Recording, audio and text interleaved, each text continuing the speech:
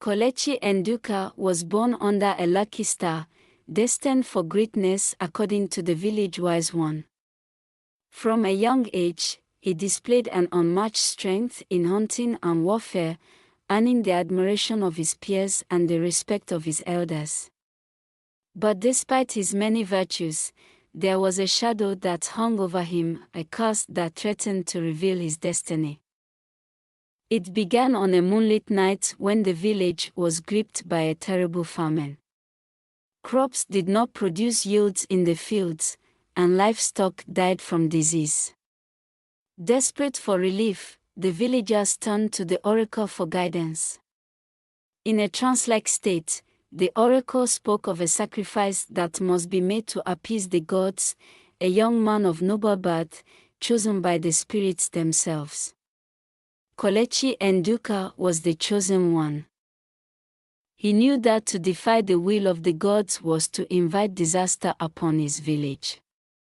And so, with a heavy heart, he made his way to the sacred grove where the ritual would take place. As the village elders chanted incantations and the high priest raised his sacrificial blade, Kelechi Nduka closed his eyes and awaited his fate. But just as the blade was about to fall, a voice cried out from the crowd. As the years passed and Kelechi Nduka's banishment drew to a close, rumors began to spread throughout Igbo land of a great threat approaching on the horizon.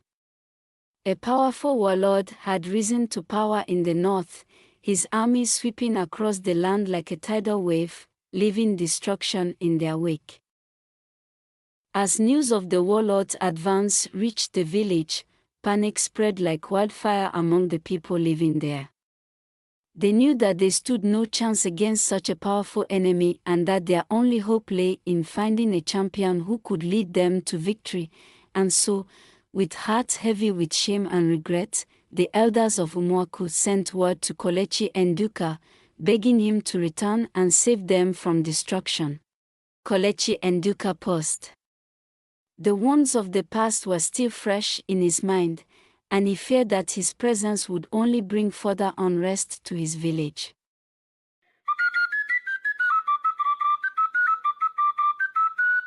As news of the warlord's advance reached the village, panic spread like wildfire among the people living there. They knew that they stood no chance against such a powerful enemy and that their only hope lay in finding a champion who could lead them to victory, and so, with hearts heavy with shame and regret, the elders of Umuaku sent word to Kelechi Nduka, begging him to return and save them from destruction. At first, Kelechi Nduka paused. The wounds of the past were still fresh in his mind, and he feared that his presence would only bring further unrest to his village. But then he remembered the oath he had sworn all those years ago, the oath to protect his people, no matter the cost, and so, with renewed purpose and determination, Kelechi Nduka set out for Umuaku, his heart filled with hope and his mind set on restoration. As Kelechi Nduka approached the outer part of the village, he was met with a sight that filled him with fear. The fields lay unproductive and unattended to, the once busy streets now very silent. It was clear that the warlord's forces had already laid waste to the land, leaving nothing but destruction in their wake. But even in the face of such frustration, Kelechi Nduka refused to give in to such hopelessness. Drawing upon the strength of his ancestors and the courage of his convictions, he gathered the remaining villagers to his side, vowing to defend their home to the last breath. And so as the sun began to set on the land, Kelechi Nduka and his temporary army stood ready to face their enemy. Their spirit unbroken and their decision unwavering. The battle that ensued was unlike any that Umuaku had ever seen. Wave after wave of the warlord soldiers crashed against the village defenses, their weapons shining in the fading light as they attempted to overpower their outnumbered opponents. But Kelechi Nduka and his warriors fought with a violence born of desperation, their cries ringing out across the battlefield as they repelled each successive attack with unmatched skill and determination. As the night went on and the number of victims increased, it became clear that victory would not come easily. The warlords' forces were unwavering in their search for victory, their ranks seemingly endless as they pressed ever closer to the heart of the village. But just when all hope seemed lost, Kelechi Nduka emerged from the chaos, a figure of strength and courage amidst the swirling tide of battle. With a mighty roar, he charged into the conflict, his blade flashing like lightning as he cut down enemy after enemy with flawless accuracy. Inspired by his example, the villagers fought with renewed strength, their fear giving way to a newly discovered sense of purpose as they rallied around their champion. Together, they pushed back against the tide of attack, driving them back with each passing moment as the warlords' forces stumbled under the attack.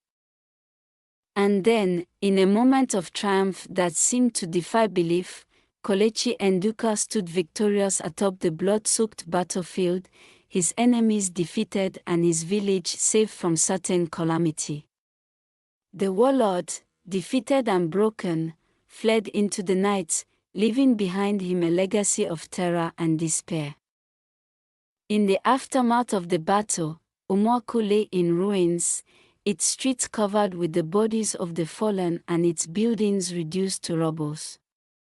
But amidst the destruction, there was also a sense of hope, a hope born of the knowledge that they had faced their greatest trial and emerged victorious against all odds. With the help of the villagers, Kelechi Nduka set to work restoring Umuaku to its former glory, brick by brick and stone by stone. Together, they cleared away the debris and laid the foundations for a brighter tomorrow, their spirits energized by the knowledge that they had triumphed over adversity through sheer strength of will. And at the center of it all stood Kelechi Nduka, his brow tense with concern as he cross-checked the ruins of his village. Though the cost of victory had been high, he knew that the true test lay in the days ahead, the test of rebuilding what had been lost and forging a new future from the ashes of the old. But even as they worked tirelessly to rebuild their home, there was still one task left unfinished. A task that weighed heavily on Kelechi Nduka's mind as he pondered the events that had led them to this moment. And so on the seventh day after the battle, Kelechi Nduka called upon the elders of Umuaku to gather in the village square where he stood before them, with his head held high and heart laid bare. "My brothers and sisters," he began, his voice ringing out clear and strong, "I stand before you today not as a hero, but as a man who has been tested by fire and found wanting. I have made mistakes in the past, mistakes that have cost us dearly, but I swear to you now that I will spend the rest of my days making amends for the wrongs I have committed." With that, Kelechi Nduka knelt before the elders, his head bowed in humility as he begged for their forgiveness and their blessing to once again walk among them as a free man. And in that moment, as the sun dipped below the horizon and the stars shone down from above, the elders of Umuaku rose as one and welcomed Kelechi Nduka back into the fold with open arms, their hearts filled with gratitude and their souls ablaze with the promise of a brighter tomorrow. For Kelechi Nduka, it was a moment of restoration, a chance to leave behind the pain of the past and embrace the future with renewed hope and purpose. And as he stood once more among his people, surrounded by the love and support of those who had stood by him through thick and thin, he knew that his journey was far from over. For wherever there was injustice and suffering in the world, there would always be a need for heroes like Kelechi Nduka, heroes who were willing to stand up and fight for what was right, no matter the cost. And so, with a smile on his lips and a fire in his heart, Kelechi Nduka set forth into the world once more, ready to face whatever challenges lay ahead with courage and conviction, secure in the knowledge that he had earned his place among the legends of his people for all time. The first moral lesson of the story teaches us about courage and integrity.